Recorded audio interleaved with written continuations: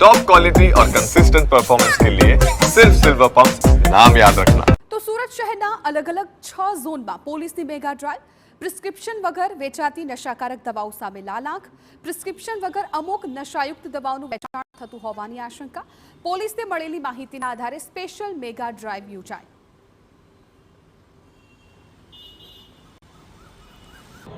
જે રીતે સુરતની અંદર ડ્રગ્સનું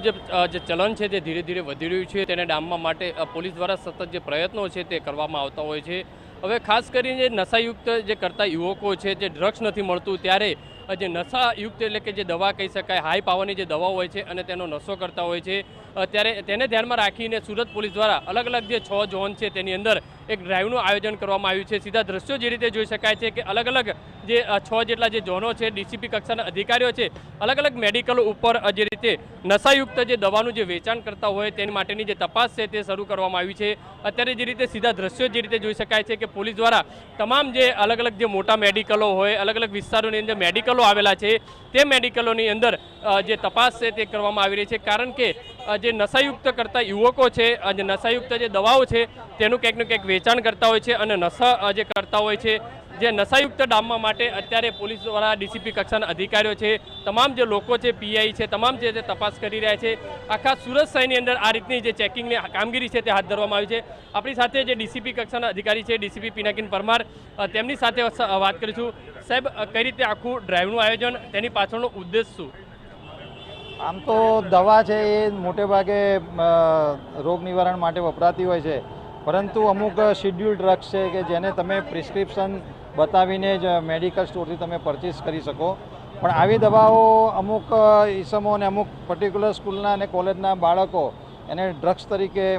સેવન કરતા હોય છે। તો આ જે દૂષણ છે એમાં અવેરનેસ ફેલાય અને પર્ટિક્યુલર આ જે દવાઓ જે વિક્રેતા છે દવાઓની દુકાનો આજે ઝોન 3ની અંદર 60 કરતાં વધારે માણસોને આખા સુરત સિટીની અંદર તમામ પોલીસ સ્ટેશનની અંદરથી આવી રીતે વિવિધ ટીમો બનાવીને 200 કરતાં વધારે આવી દુકાનોને અંદર આજે અમે ચેકિંગ કરી રહ્યા છીએ જેની અંદર પર્ટિક્યુલરલી જે આવી શિડ્યુલ ડ્રગ્સ છે કે જેને પ્રિસ્ક્રિપ્શન વગર આપી ના શકાય અને અમુક ઈસમો જેને ડ્રગ્સ તરીકે ઉપયોગ કરતા હોય તો એ વેચે નહીં પ્રિસ્ક્રિપ્શન વગર એ અવેરનેસ ફેલાય એના માટે અમે આજે અત્યારે ચેકિંગ હાથ ધર્યું છે જેની અંદર કોઈ મેડિકલ ઉપર આ રીતની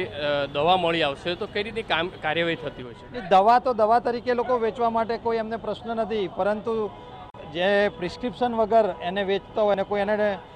નશાકારક તરીકે જો એને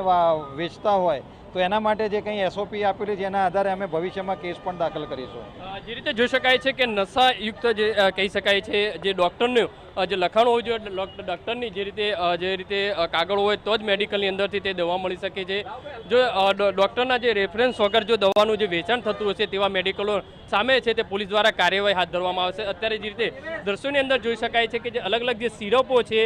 સિરપો છે તે અહીંયા જે જોવામાં આવી રહી છે ચકાસવામાં આવી રહી છે કઈ જે દવા છે તે નશાયુક્તની અંદર ઉપયોગ થતી હોય છે અને તેને ધ્યાનમાં રાખીને અત્યારે પોલીસ દ્વારા છે તે તપાસ છે આખું સિટીની અંદર કરવામાં આવી રહી છે। કેમેરામેન સંજય ચંડલ સાથે બલદેવ સુથાર, TV9 સુરત।